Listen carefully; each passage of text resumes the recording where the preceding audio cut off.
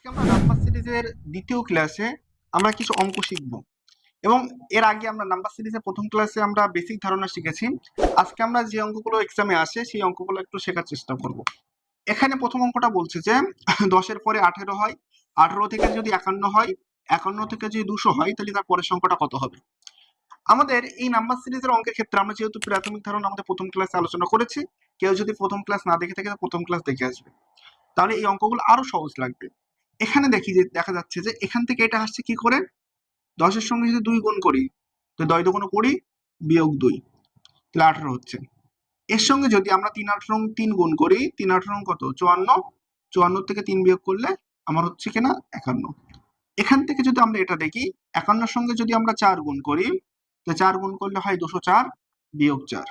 তার মানে এখানে একটা আমরা সিকোয়েন্স পাচ্ছি। দেখো, এই যে 2 3 4, তারপরের সংখ্যাটা অবশ্যই গুণ 5 হবে, এবং 2 বিয়োগ 2 হয়েছে, বিয়োগ 3 হয়েছে, বিয়োগ 4 হয়েছে, তার মানে বিয়োগ হবে এখানে 5। তাহলে আমরা হিসাব করে দেখি, যদি 200-র সঙ্গে 5 গুণ করি তাহলে আমাদের হয় 1000, 1000 থেকে 5 বিয়োগ করলে হয় 995। তাহলে এই অঙ্কের সঠিক উত্তর আমাদের হলো 995। একদম পুরো সিম্পল অ্যান্সার। পরেরটা দেখি, আমাদের এখানে বলছে 2 থেকে যদি 5 হয়, 5 থেকে 12, 12 থেকে 27, 27 থেকে 58, 58 পরের সংখ্যা আমাদের কত হবে সেটা আমাদেরকে জানতে চেয়েছে। একদম সহজভাবে এখান থেকে আমরা যদি দেখি, গুণ 2 যোগ 1, তাহলে গুণ 2 যোগ 1 হয়েছে।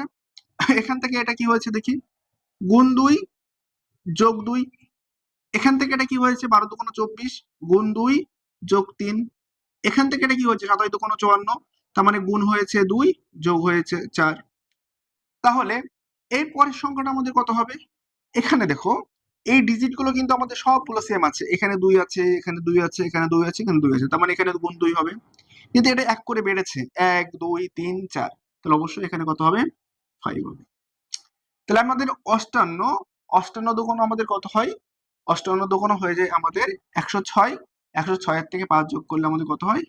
106 এর পাশে 11 আমাদের সঠিক উত্তর। এই অঙ্কটার ক্ষেত্রে আমাদের দেখি, এখান থেকে 5 থেকে 11 হয়েছে, 11 থেকে 24, 24 থেকে 51, 51 থেকে 206। তাহলে আমরা একটা জিনিস এই সেম ভাবে হয় গুণ যোগ বিয়োগ ভাবে আমরা দেখছি। তাহলে এখান থেকে যদি গুণ 2 করি, যোগ 1 করি, তাহলে আমাদের মিটে যাচ্ছে।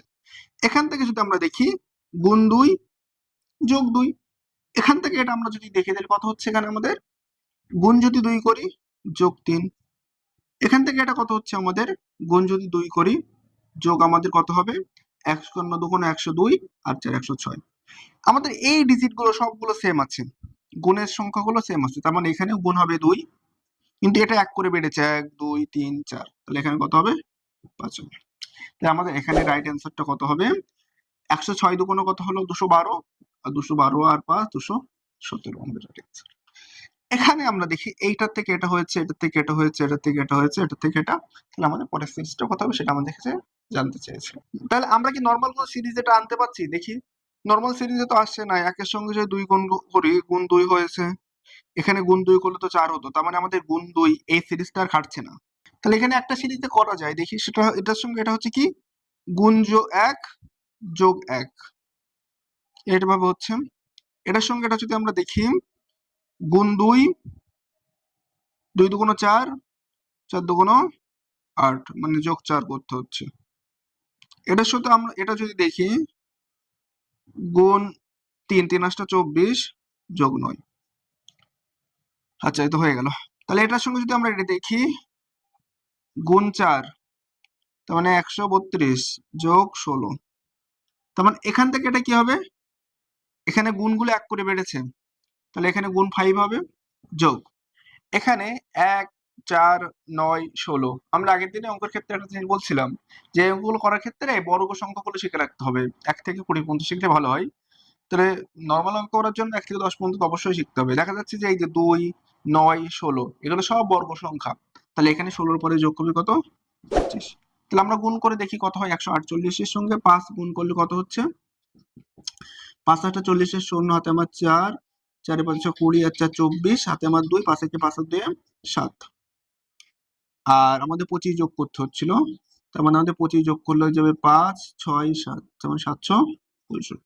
আমরা আজকে এই ক্লাসে বেসিক কিছু শিখলাম এবং আমি কিছু বাড়ির কাজ দিচ্ছি। এই অঙ্কগুলো বাড়িতে ভালো করে প্র্যাকটিস করবে, তাহলে এই রিজনিং এর এই সিরিজগুলো খুব ভালোভাবে শেখা যাবে।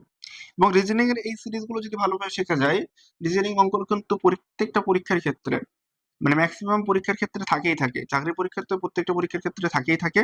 এই জন্য খুব ধীরে স্থির ভাবে এই গুলো প্র্যাকটিস করবে এবং এই টাইপের আমি কিছু দিচ্ছি, এবং এই প্র্যাকটিস গুলো যদি প্র্যাকটিস করা যায় তাহলে অবশ্যই আর রিজনিং এ এই নাম্বার সিরিজে আর ভুল হওয়ার সম্ভাবনা খুবই কম।